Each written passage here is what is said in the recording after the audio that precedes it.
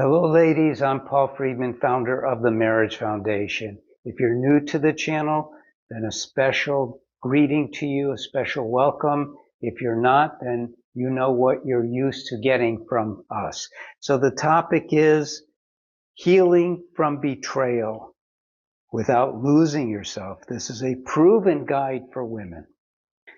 So this is a very delicate situation in this world today because so many people advise that you just leave the bastard or something like that. But it's not necessary for you to lose that investment that you have in your marriage, in your family.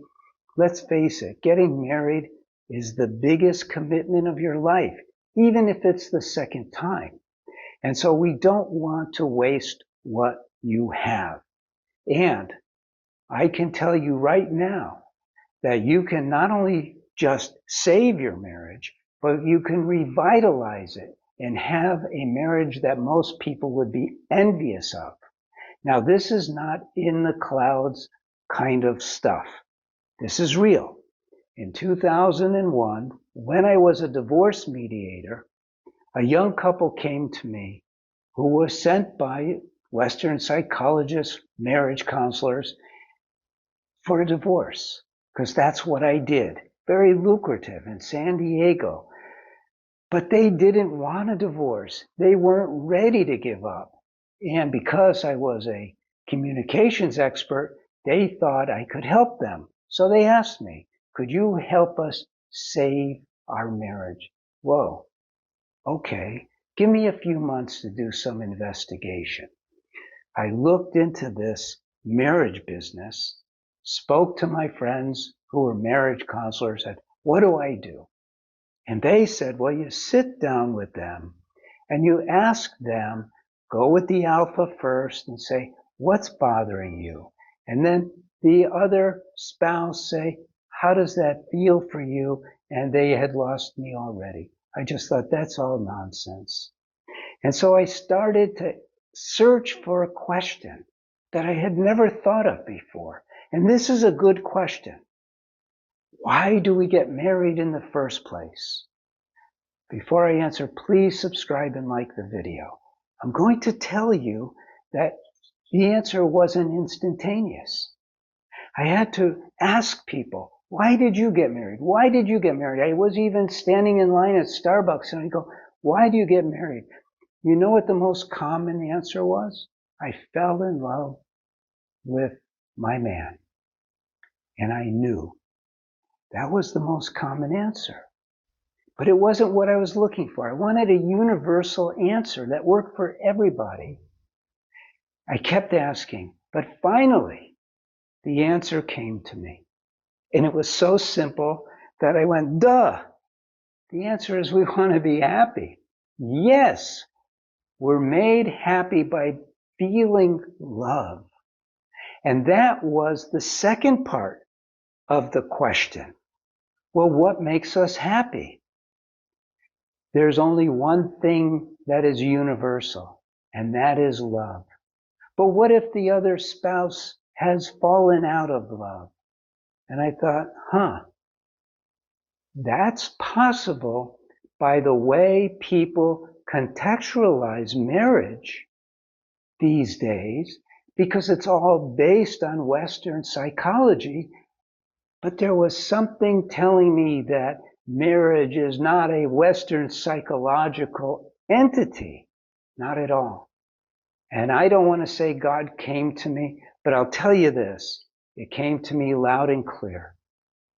God created marriage. God loves you and me and all of us. And God wants us to be happy.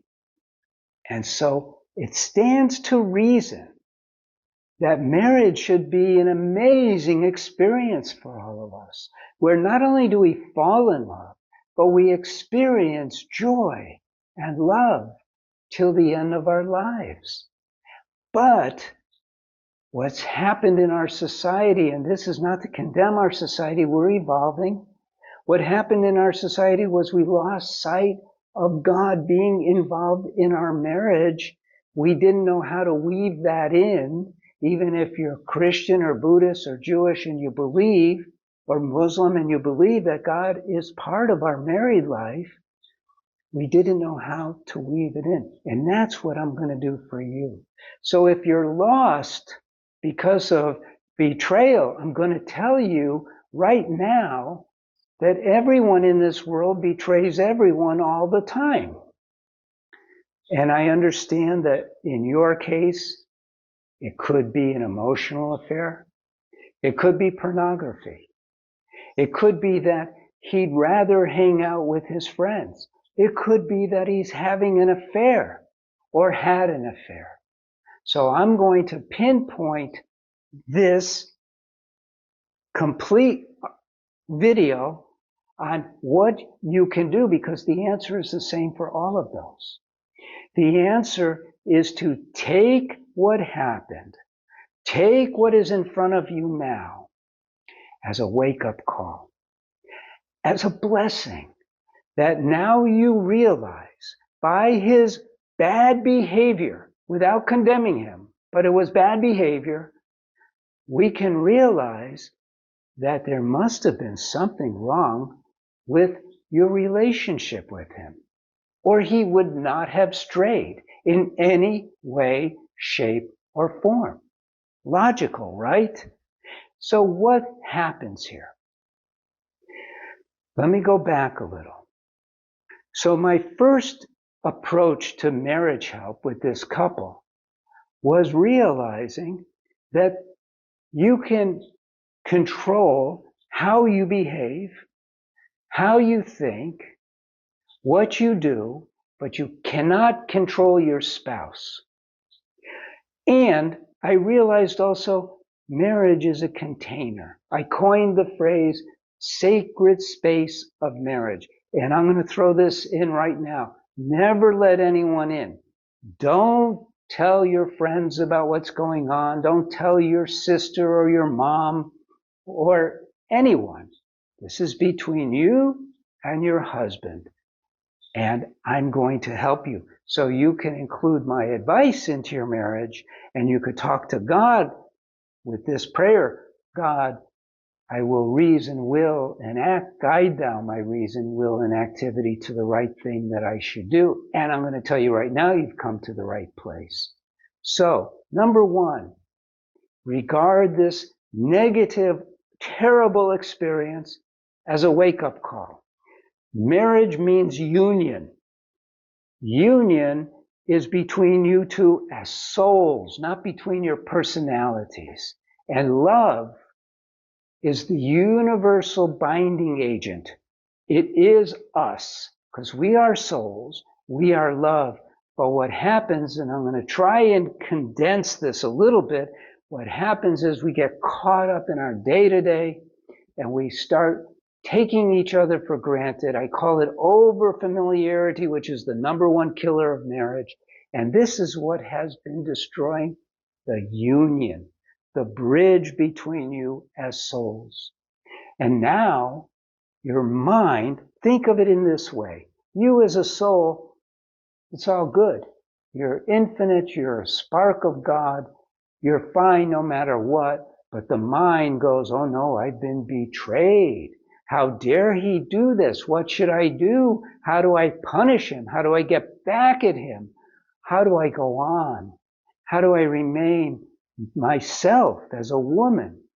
Well, you as a woman are a very special creation of God's, because you have borne children, or at least you have that capability. And so physiologically, and therefore psychophysiologically, meaning how your body affects your mind, you have the ability to express unconditional love.